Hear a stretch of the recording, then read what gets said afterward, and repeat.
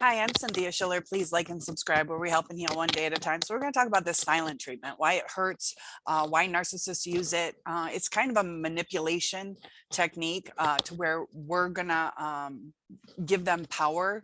Often we'll apologize even though it wasn't our fault. We'll try to come up with solutions, stroking their ego that we're trying extra hard to please them. Sometimes that can go on for a long period of time. And since they're not empathetic, they don't see that we're hurt, or they don't care that we're hurting and trying to kind of like relieve our stress and pain as well.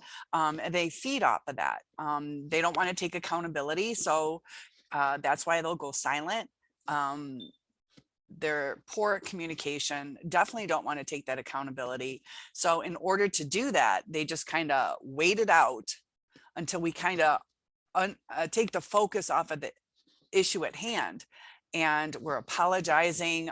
So they feel that they were entitled to do whatever they did, so they have no need to change whatever the situation was, because we're apologizing. They're making us feel like we must have done something wrong, which that is uncomfortable sometimes, even just to make peace. Some of you might have accepted the responsibility, even though you knew in your heart that they were the ones in the wrong. When they go silent, it leaves us helpless. And that's the hardest part, is we feel helpless and we feel uncared about. We're sitting here caring about the person, trying to work things out. They leave us no tools to work with. We can't talk to them. We can't maybe make a nice dinner so they can spend time with us. Whatever we're going through in our mind, like, how do we make this better? And then for them to just be so uncaring to where we're not worth the time of day, can really hit home. We're sitting here loving this person, wanting to get past this hard situation, or even just to understand it. Sometimes you feel so discarded that you're starting to freak out, like, is this the end of everything? Can't we just work through this? And we often see that there is like a light at the end of the tunnel, like this is fixable. And it could be if they were willing to work through things. But when we do start talking again, they already had that power back. They already feel in control. They can get away with giving us a silent treatment. So they're going to start using that again in the future, because they know it works. So be prepared. If you stay in these relationships, remember how terrible it felt. They're going to continue to do that. And you'll never know when the final discard's going to come. It'll happen at a drop of a hat when we try to rebuild what we have. It'll never be a healthy situation. The only way to make it better is to pretend that everything is okay, that they do nothing wrong, to push our feelings aside. And also when we try to talk through things, it makes things worse, because they take it personally. And even if they did do something wrong, they don't want to take accountability. They don't want to fess up to it. They don't want to change. They just want to gloss it over and avoid it at all costs, a lot of times at the cost of a relationship. Once that devaluation stage comes in, it just goes out of control. It just snowballs. It's almost like you can't get back to respecting each other. The only way you can get back to things going a little bit smooth is if you put yourself up in that love bombing stage again, to where there's no baggage, but it's the facade. So you can only relate to them if or continue with them if you get into this fakeness where everything's okay and things are great. And when you're back in that stage, they're not going to give back though. That's the thing. They're not going to give like they did in the beginning. So we think, we're trying to get things at a higher level, but the narcissist will just take advantage of it because they've already devalued us. So whatever we do, they're going to take more from us. They're going to see that we're trying. So if they don't try as much, we try harder. The balance is thrown off. In the beginning, it was we were both balancing each other out. Then the narcissist, for whatever reason, it could be the silliest little thing. Sometimes what they adored in the beginning, they end up resenting us for.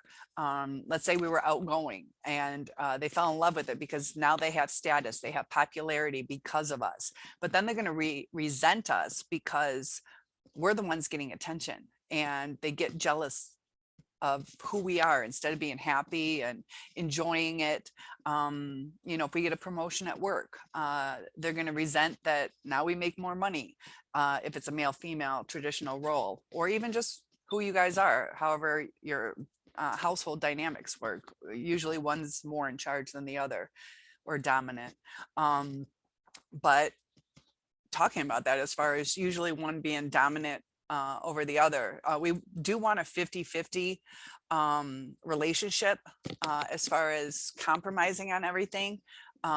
Sometimes people feel a little bit more protective. There's people who are more the protector.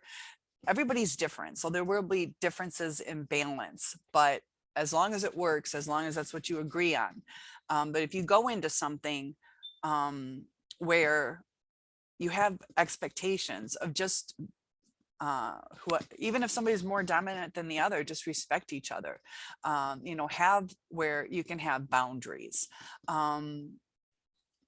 You know, let the other person take charge at times. There's times that, you know, sometimes even if you're the submissive one, you need to exert certain things in your life that are important to you. So it can't be like a constant power struggle.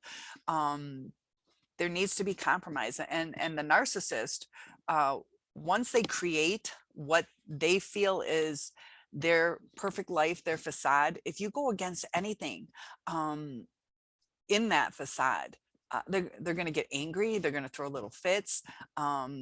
They're going to start to just devalue you because they realize that we're human too, or life happens. And part of the hardest part though is like my last discard with my first ex was just over a speeding ticket. And I would have paid the bills and all that stuff. It was Valentine's Day. And it's just instantly you're discarded for something that, well, I could have not been speeding 5 or 10 over, but somewhat out of your control.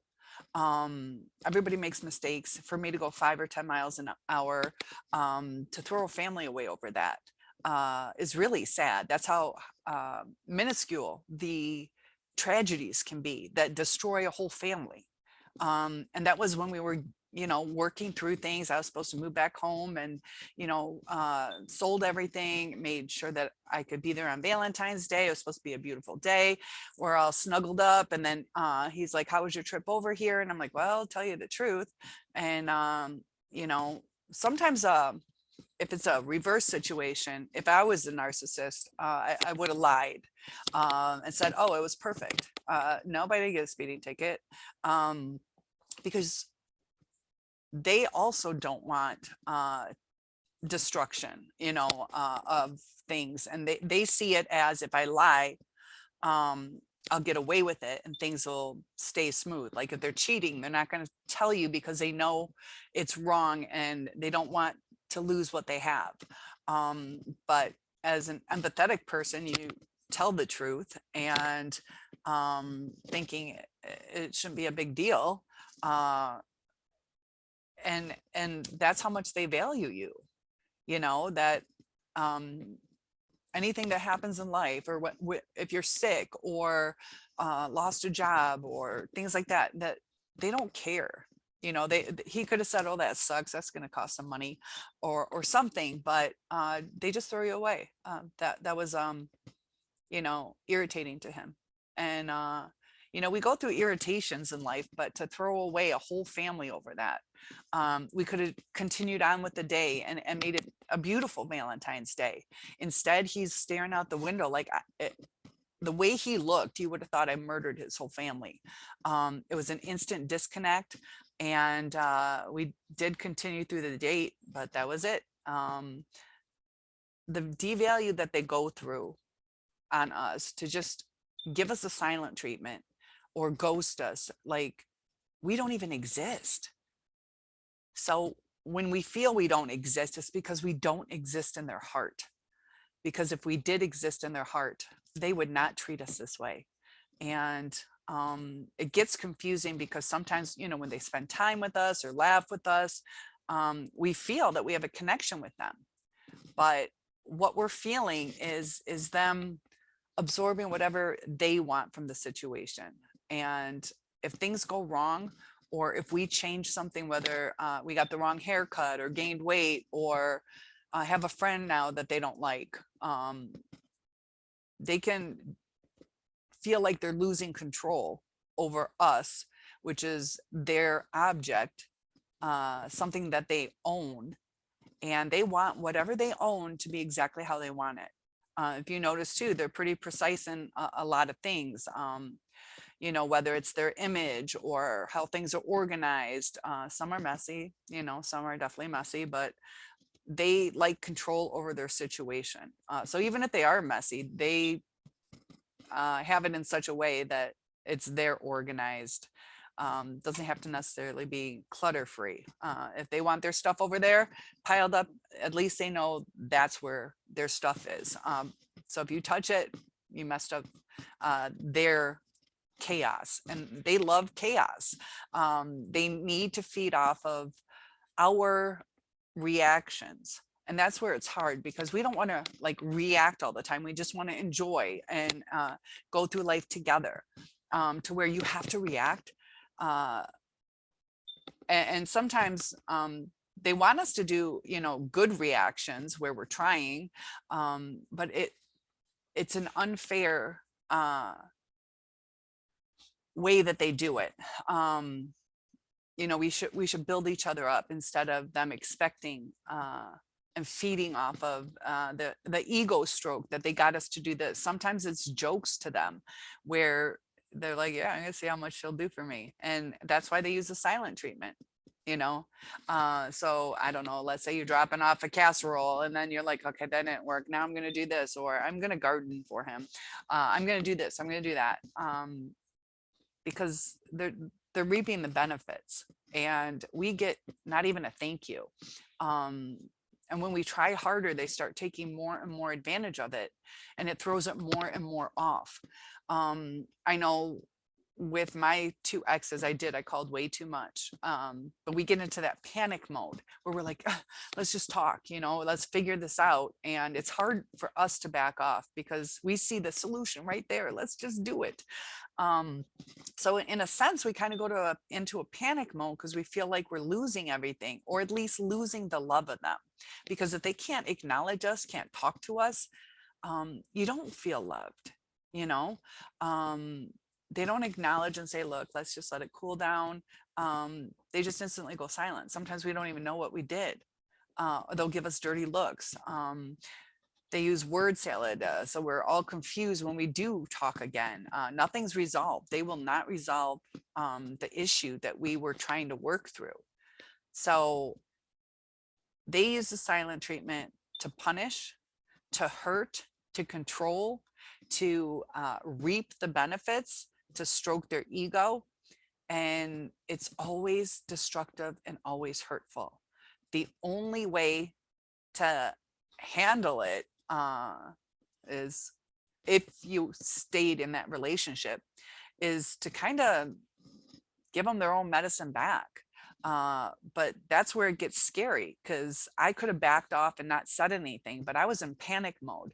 So I should have waited for them to come to me, or given it a little bit more time. But I don't know if you guys can relate to this, but this is where I get scared, is, you know, going through those situations. But you see people in life, you know, let's say I had a crush on you and you had a crush on me, and we don't tell each other. So we're going to go through the rest of our lives not knowing. And there's times like my daughter and my mom are kind of going through power struggles right now. They both want to talk to each other, but they both feel the other should reach out. And I've tried to encourage both of them, just go ahead and reach out. And they're just not. They both want to talk to each other, but they, I, is it that hard to just break the ice? That, they're not in a fight. They just want the other person. It's their time,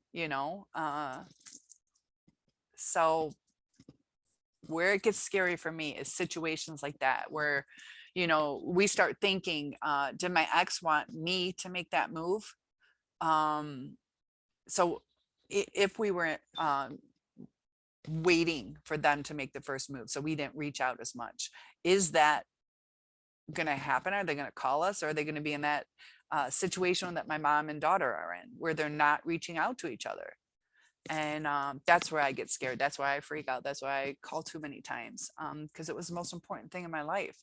And what's sad though is by us trying, we lose the person. Take that to heart. By us trying, we lose the person. So the only way to keep a narcissist is by not trying. But if you don't try, then they go anyways. It's a vicious cycle. There's no way to win it. And it hurts. It hurts. The silent treatment is one of the worst things you can do to a person. So it's better to go no contact. I would suggest, if you do that, to at least acknowledge the person, whether they deserve it or not. We can do our part to at least acknowledge them, because we hate what they did to us. And I don't want it to change who I am. I don't want to be hurtful to somebody. I can walk away from somebody, but I think it's out of common courtesy, because that's what we wanted. We wanted the common courtesy. So big hugs to you guys, and I'll see you in the next video. Have a good day.